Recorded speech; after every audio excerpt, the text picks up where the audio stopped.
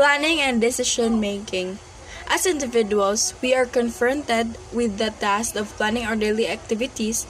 This requires that we determine our own personal resources and establishment a system that will make use of these resources efficiently in achieving our personal goals.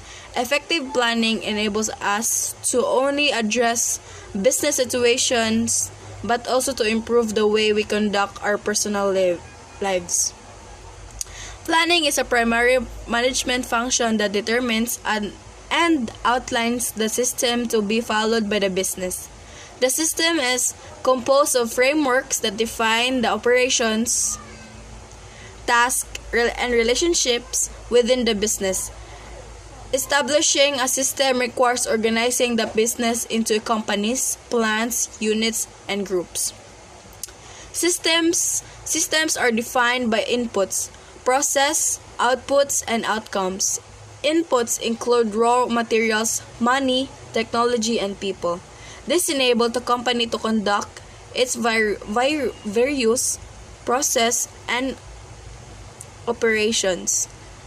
Outputs are tangled results of business process such as products or services. Outcomes refers to the impact brought about by outputs. They include benefits to consumers, workers, remuneration, environmental, social, nature of planning.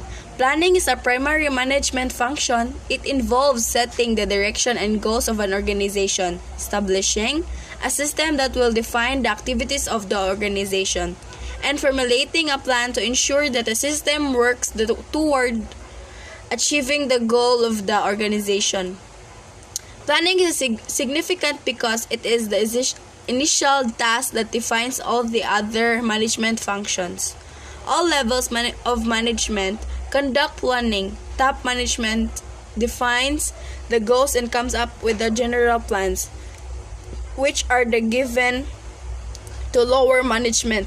Lower managers conduct their own planning to implement the general plans and come up with the concrete means to achieve the goals of the top management.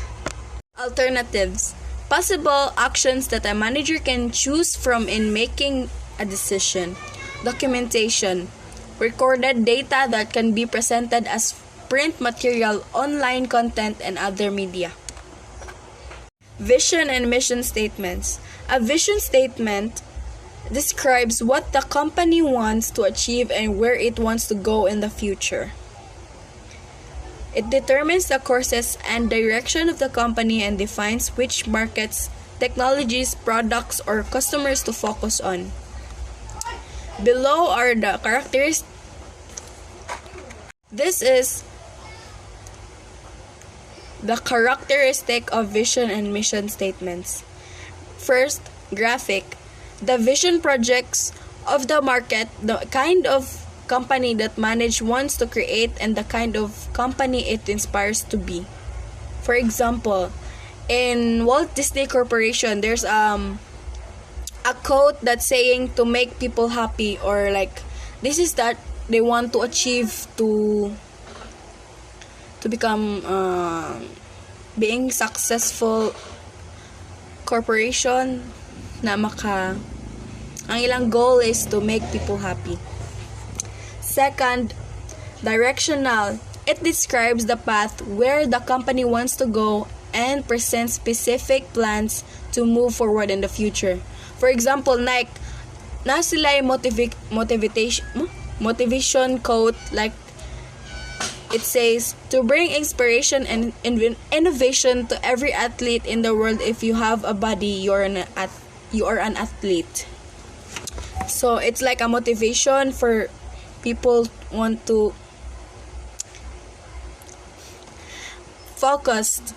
The vision is very specific, so managers are properly guided on what to do in terms of resources and strategies. For example, the Coca-Cola Company. Our vision serves the framework for a roadmap and guides every aspect of our business by describing what we need to accomplish in order to continue achieving sustainable quality growth. People. Be a great place to work where people are inspired to be the best they can be. Portfolio. Portfolio. Bring to the world a portfolio of quality beverage brands that anticipate and satisfy people's desires and needs. Partners. Nurture a winning network of customers and suppliers where together we create mutual enduring value. Planet. Be the responsible citizen that makes a difference by helping build and support sustainable communities. Profit. Maximize the long-term return to share owners while being mindful of our overall responsibilities. Productivity. Be highly effective, lean, and fast-moving organization. Fourth, flexible. Although the vision should be focused, it allows room for managers to change based on market situations, technological advancements, and customer preferences. For example, Toyota Global. Toyota will lead the way to the future of mobility, enriching lives around the world with the safest and most responsible ways of moving people through our commitment to quality. Constant innovation and respect for the planet, we aim to exceed expectations and be rewarded with a smile. We will meet our challenging goals by engaging the talent and passion of the people who believe there's always a better way. Feasible. Feasible. The vision is achievable and realistic. For example, Microsoft. A personal computer in every home running Microsoft software. Sixth, desirable. The vision is clear on the way path is practically sensible and serves the interests of members in the long run. For example, McDonald's. McDonald's vision is to be world's best quick service restaurant experience. Being the best means providing outstanding quality service, cleanliness, and value so that they can make every customer in every restaurant smile. Seventh, easy to communicate. The vision is easy to understand, articulated, and can be simplified into a powerful slogan. For example, Toys R Us. Our vision is to put joy in kids' hearts and a smile on a parent's face. A mission statement. Describe a company reasons for its existence. It answers the question why the company existed. Here is following examples of mission statements. For example, Apple Computer. Apple is committed to bring the best personal computing experience to students, educators, creative professionals, and consumers around the world. Though it is innovative hardware, software, and internet offerings. Second, Facebook. Facebook missions is to give people the power to share the world more open and connected. Goals and objective. Goals are specific accomplishments or action plans that are usually attained after a long period. They are broader in scope because the intention are more general and involve outputs that are intangible and non-measurable. Objectives refer to action plan that involve shorter periods and more measurable outputs. These tend to be more specific and result in tangled outcomes. Strategic plans. These plans are designed by the top management such as the CEO and president. These are usually broad plans based on the company's visions, mission, and values, and address the company as a whole. They are used as basis for more specific plans that will enable the company to achieve growth, profitability, boost productivity, and return on investment, and improve customer service. For example, strategic planning is the process of documenting and establishing a direction of your small business by assessing both where you are and where you're going. Second, tactical plans. While strategic plans involve the company as whole, tactical plans create specific plans for a specific area of the company. These plans translate broader plans into functional goals for each area or department. The elements of tactical plans include budget, resources, and goals with specific deadlines.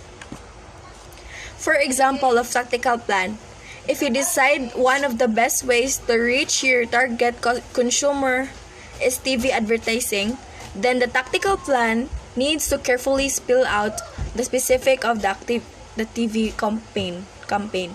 Steps in developing this plan include, but are not restricted to, deciding on appropriate message, arranging for the production of the commercial, deciding what channels to air and the commercial on what and when, and following up with potential customers who responded to the campaign. Operational plans. These are specific procedures and processes made by frontline or low-level managers. Operational plan often involves specific events such as marketing, campaigns, campus recruitment, and others. Operational planning also involves the formulation of ongoing plans and define specific operations of the organization. Ongoing plans can be in any of the following forms. First, policy. A set of principles that guide managers in addressing a particular issue. Second, rule. A regulation regulates the functions of an organization. Procedure. A step-by-step process is in accomplishing a task or achieving an objective. Planning within an organization requires the combination of these types of plans. Strategic plans are necessary for tactical planning to commence. Tactical plans, in turn, are used as basis for the formulation of operational plans. A contingency plan is a plan created for unexpected scenarios or changes. One of the common types of contingency plans is a crisis management plan. A crisis management plan is a plan made in preparation for any kind of crisis, such as industrial disasters. Scenario planning is another form of contingency planning that the company formulates plan for both positive and negative scenarios that may arise from the implementation of plans. The planning process there are 5 steps involved in the planning process. Formulate the goals and objectives, followed by identify the courses of action, assign responsibilities, document the plan and distribute to people concerned, and review the plan and adjust accordingly. Planning at different levels in the firm. The planning process requires that plans and strategies are formulated at different levels of the firm. There are 3 levels. Top level management planning. Corporate strategy is usually conceptualized by chief executive officers and other members of the top management. Second is middle level management planning. A functional strategies determine a particular function or process and is formulated by middle level management offices. Third is low level management planning. An operational strategy is a narrower and more focused formulated by low-level managers or frontline supervisors. Planning technique and tools. First is brainstorming. This is a common technique used by groups of planners in selecting a common solution for a problem. 2. Normal group technique. This is a highly structured method that allows members to give their own inputs based on an agenda. 3. Delphi technique. This is also highly structured technique similar to normal group technique.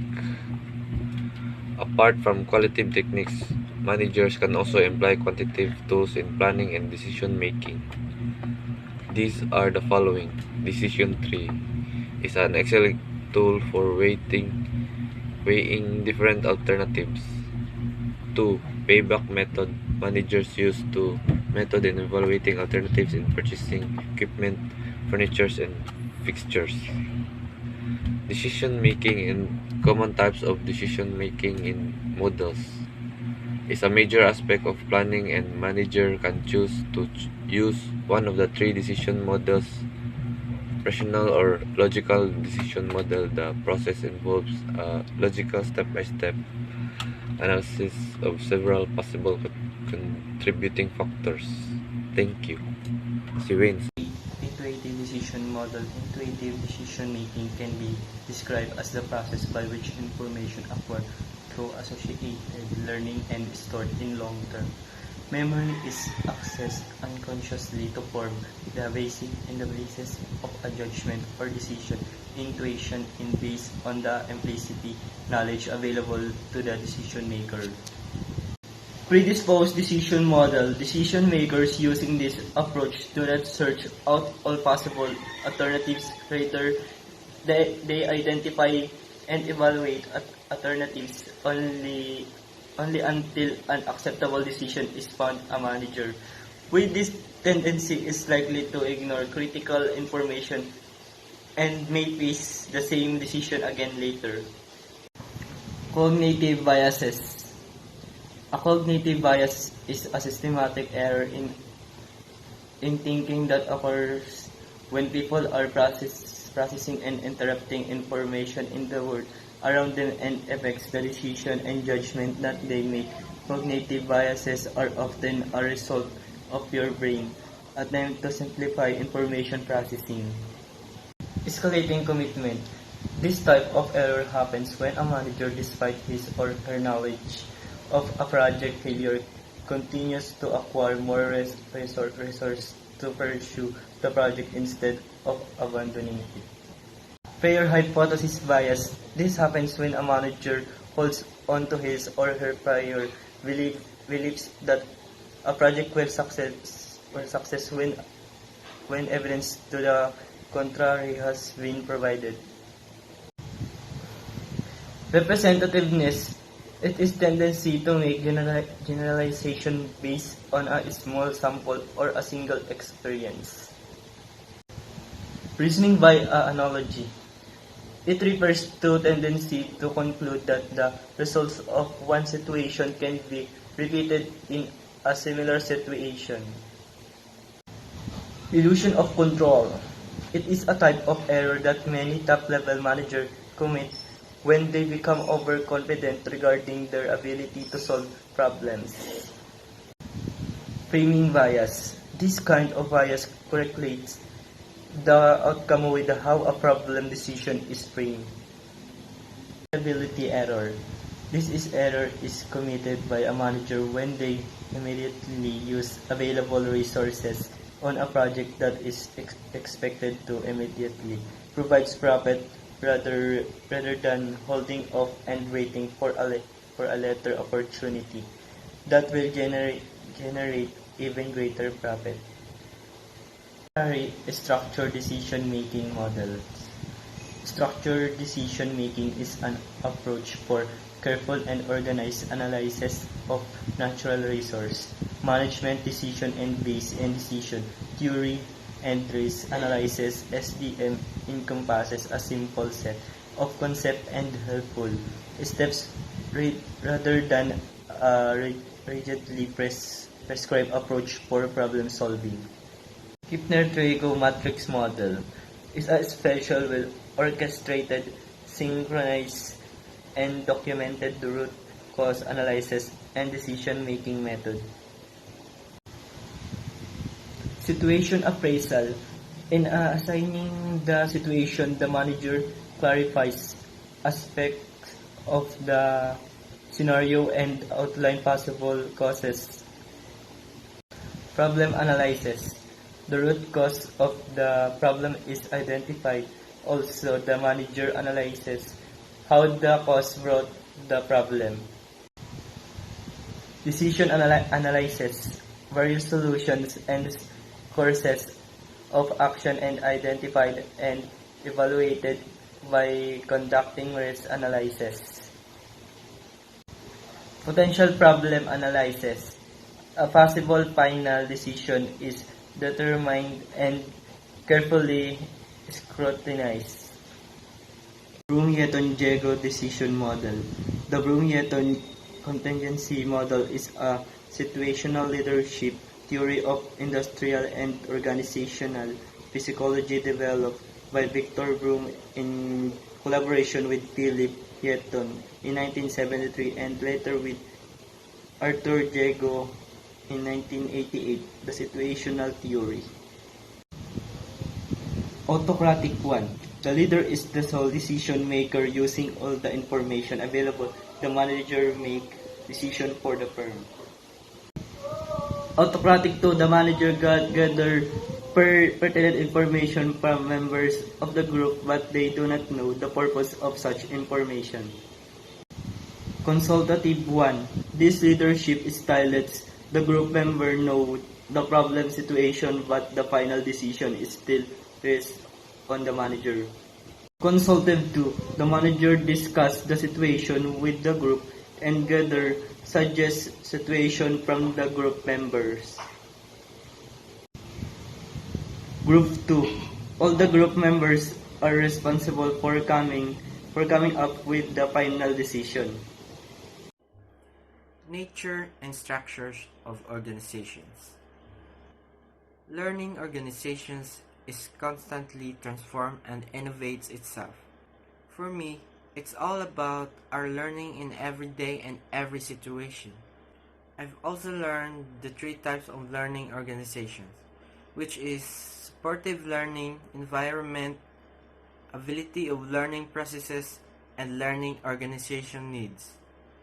This is the types of how we train our learning organizations in different situations.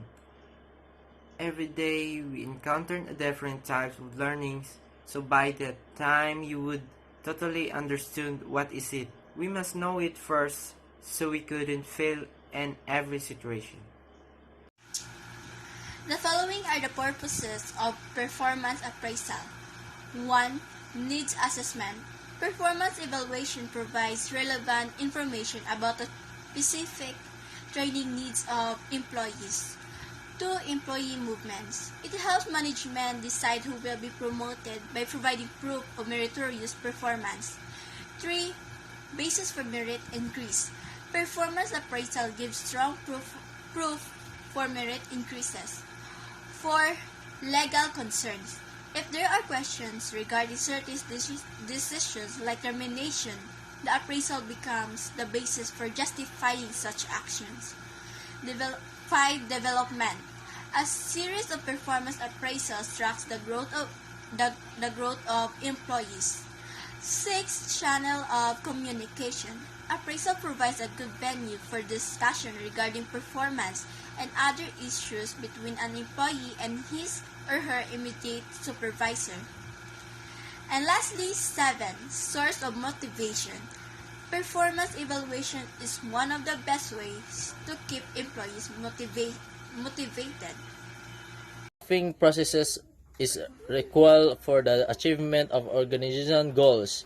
Example, the human resources planning job analysis, recruitment, selection, placement, new employee, erosions, training, the and development, performance appraisal, reward system, employee movement, employer relations. The Human Resources Department.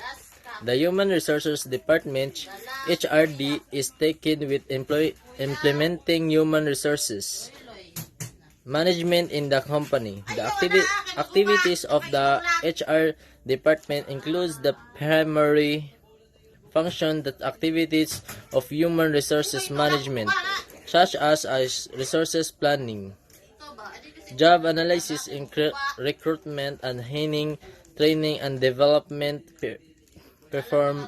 performance appraisal and management, compensation and employer relations.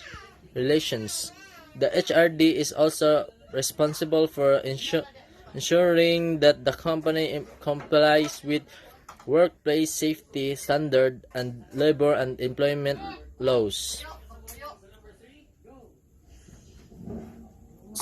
Companies appoint a vice president for human resources to oversee HR management. Human resources planning. Human resources planning identifies people with the right skills and assigns them corresponding tasks in the company. The process involved in HRP are the following: environmental scanning. Number 2, forecasting and estimating the firm's manpower complement. 3, gap analysis. Job analysis. Job analysis is the procedure for determining the duties and skills requirement for a job or position. The following information can be collected through job analysis. 1. Specific tasks and activities. These refer to the essential tasks required for a position. 2. Required behavior on the job.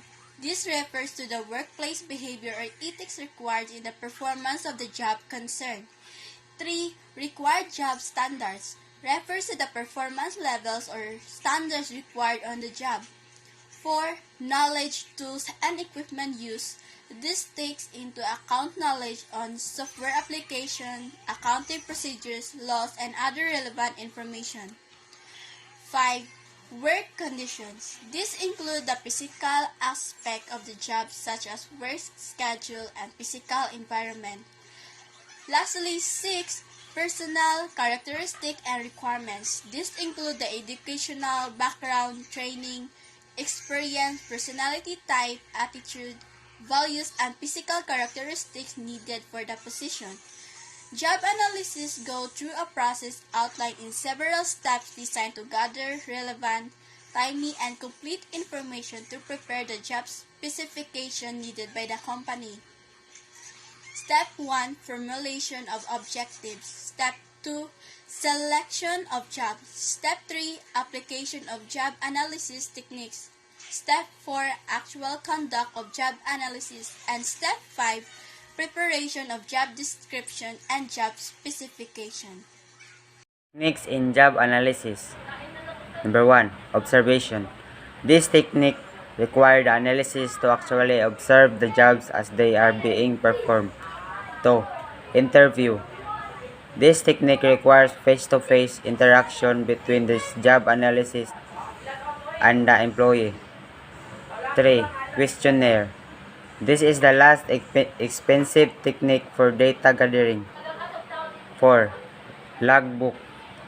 This is a good source of data on employees' duties. Job title or positions. This describes the exact name of the job, like human resources manager of human resources, assistant, production manager, etc. 2. Reporting relationships. This includes the job title for the positions, immediate supervisor, for example, in the case of human resources manager, the immediate previous of be the vice president of for human resources of the human resource. Sources of applicants. These are two types of applicants to job position in the company. These are the internal and external applicants. Internal applicants are company employees who are considered for promotion to higher positions. External applicants are individuals who are recruited by the company or directly apply to join the company. Equal employment. There are certain issues that companies should consider during the resourcement stage. Foremost among them is equal employment opportunity, which ensures that applicants is not discriminated against because of his or her age, color, race, religion, civil status, or gender.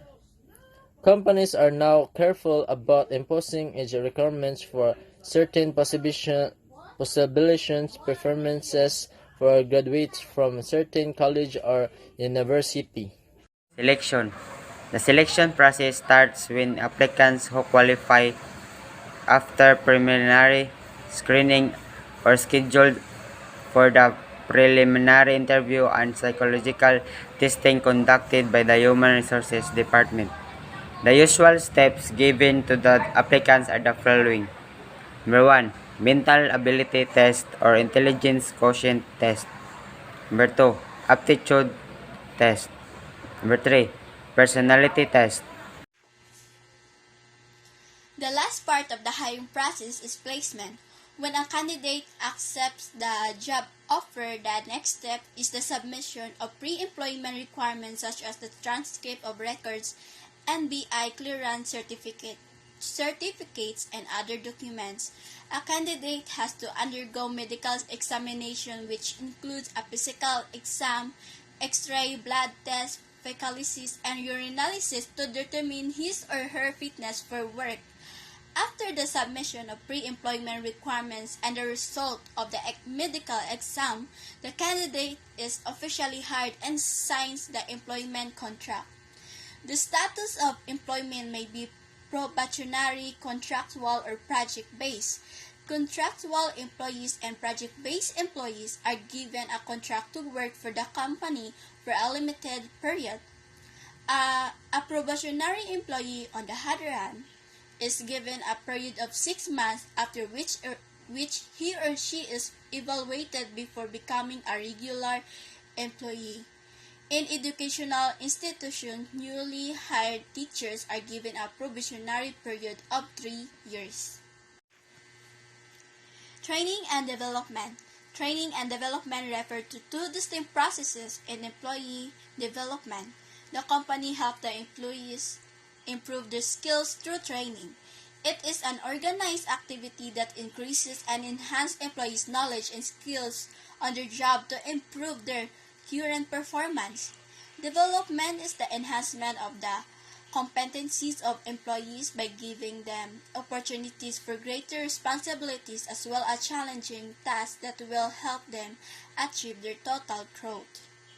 Training process. Training is an important investment a company can make with their employees. Pre-training assessment. It is important to conduct an initial assessment of the needs of employees before training is conducted. Designing the training program. Once the objectives are formulated, it is time to design the training program.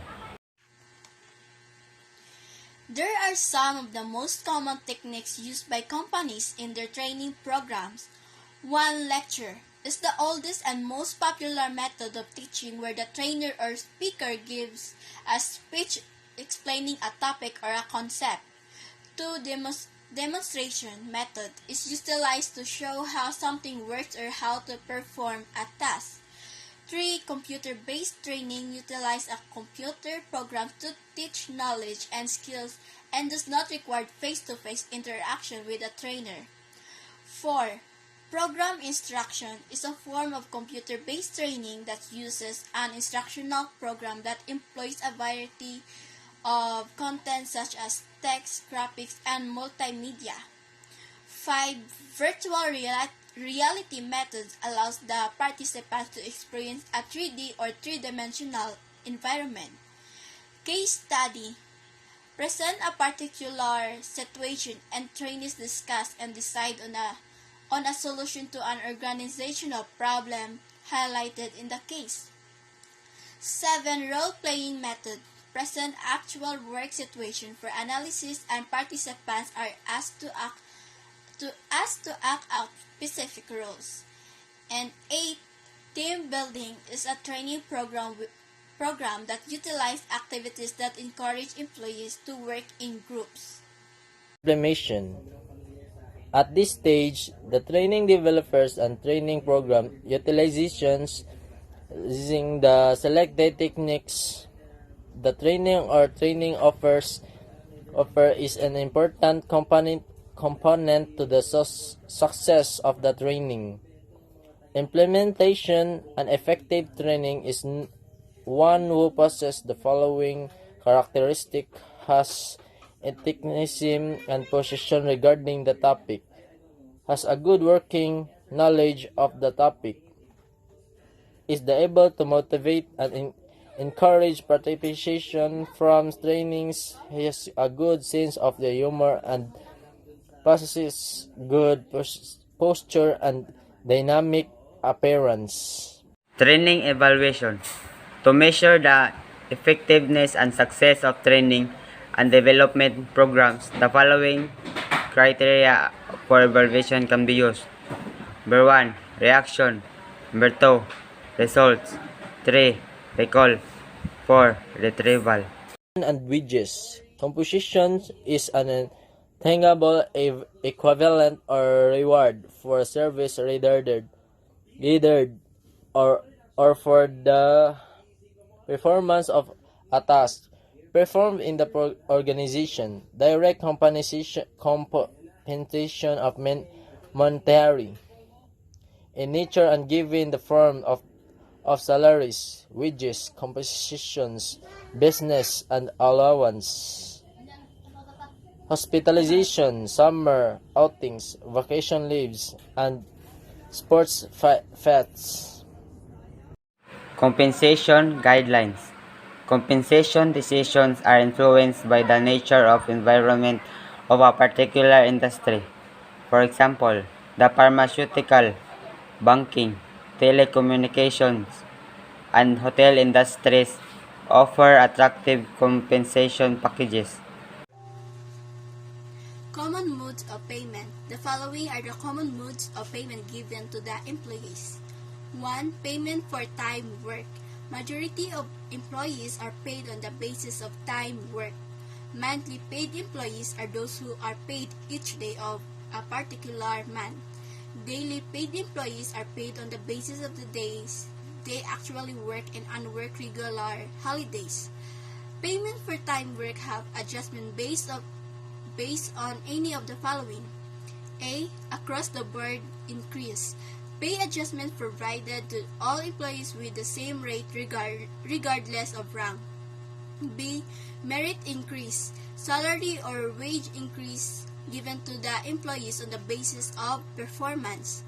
C. Cost of living allowance or COLA, a monetary allowance given to the employees to help them cope with the prevailing condition of the economy related to the standard of living and increasing prices of commodities due to inflation. D. Seniority pay. This is given to employees based on the number of years of service in the company. 2. Flat rates.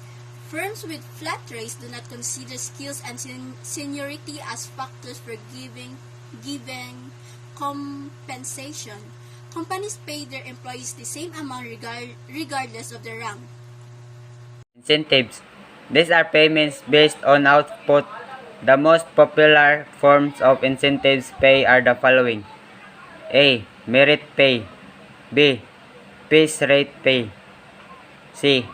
Commission. D. Group incentives. Special payment. This is additional compensation given in special cases. It includes the following. A. Overtime pay. This covers work done beyond the normal schedule of 8 hours a day and is given on top of the basic salary. Contingent pay. This is a pay scheme which is given on top of the basic pay rate and is based on the employee's performance. Individual contingent pay can be implemented along the schemes. 1. Pay for performance scheme. 2. Pay for competency. 3. Pay for contribution. 4. Pay for skills. 5. Pay for service. Executive payment. This is payment given to chief executive officers, the chairman of the board, and other members of top management. Voluntary benefits refer to the benefits that are freely given by the company to its employees. The following are examples of voluntary benefits. 1. Vacation leaves. The number of vacation days given to employees varies from one company to another. 2. Sick leaves. Companies provide more than allotted number of days for the service incentive leave as sick leaves. 3. Emergency leaves. Some companies provide emergency leave of 3 days or more for reasons that not applicable to sick and vacation leaves. 4. Summer outings. Companies may organize exclusive summer outings for their employees and bring them to resorts or beaches. 5. Sports fest. Companies organize sports fest where their employees engage in sports like bowling, basketball, and volleyball. 6. Rice subsidy. Regular employees are provided 1 sack of rice per month. 7. Meal subsidy. Employees are given meal stubs with corresponding values that can be spent in the cafeteria. 8. Shuttle service. Employees who live in locations that are far from the office or plant are provided transportation services where shuttle buses pick them up at designated points and bring them to the company premises. 9. Hospitalization. Apart from health benefits provided by the SSS, PhilHealth, and the Employee Compensation Program, there are companies that extend hospitalization benefits to employees and their dependents. 10. Group Life Insurance Program. Employees are enrolled in a group life insurance program with benefits provided to beneficiaries in case of death. 11. Bonus. Aside from the 13-month pay, some companies also give 14-month up to 7-month pay to their employees. 12. Profit sharing. A company can share its bounty by dividing net income among all employees regardless of rank. 13. Stock option. Companies can give shares of stocks to employees who have retired more than 10 years of service. 14. Christmas parties and packages. Christmas benefits are extended to employees in the form of Christmas parties that include exchange gifts, raffles, and gift basket giveaways. 15. Cash bonus. Companies provide cash bonus to employees at the end of the year. 16. Emergency loan. Some companies grant interest-free emergency loans to employees for emergency purposes. 17. Free uniform and laundry allowance.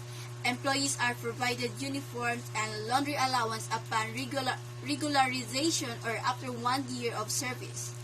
And lastly, 18. Executive perquisites. These are additional benefits given to top management in the form of free limousine service, free hotel accommodation, gasoline allowance, and the like. Labor unions of collective bargaining. Employees have an option to form labor unions, also known as labor organization, for the purpose of collective bargaining or mutual aid, interest comparison, and protection. Public sector unions or government employees unions are organized by employees of government agencies. Private sector unions are those whose members are employed